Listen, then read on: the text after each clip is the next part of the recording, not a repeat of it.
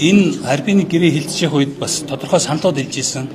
Тэгээ энэ дээр зарчмын нэг хоёр санал байгаа. Энэ гэрээ ил тод байх хэвээр нууцлалд орох ёсгүй.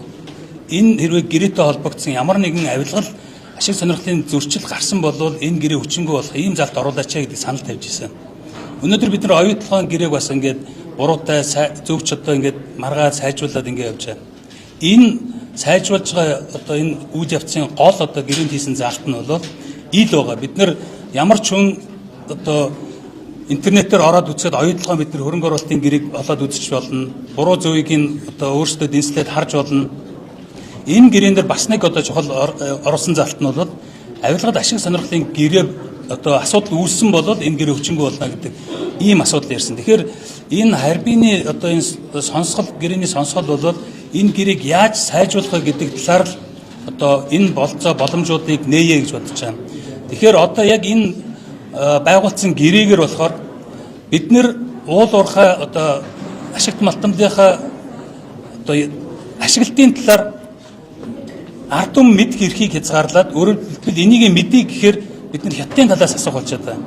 Үндсэн хуулиар ашигт малтмал газрын баялаг бол ард түмний гагцгүй ард түмний мэдэлд байна гэж заасан байна. Гэтэл мэдэх эрхийг одоо хэрэгжүүлэхийг хязгаарлаад нууцын гэр одоо агуулгад оруулсан.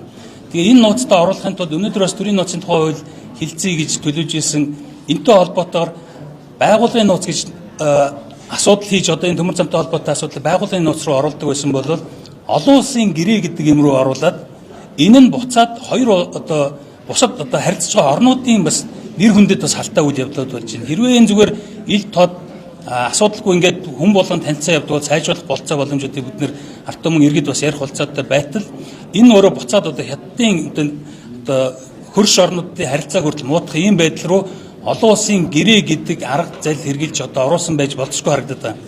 Тэгэхээр энэ одоо хилцэх нь харбины гэрээг ил болгох нь одоо миний хувьд бол энийг одоо нийт ард түмэн мэдэх эрхээ хэрэгжүүлэх энэ газрын баялгаа одоо өөрсдийнх нь мэдлэлд байгаа гэдгийг хэрэгжүүлэх энэ болцоо үүдийг нээх хэрэгтэй гэж бодож байгаа учраас энэ гэрээг одоо энэ хилцүүлэг хийх нь зөв гэж бодож байгаа. Баярлалаа.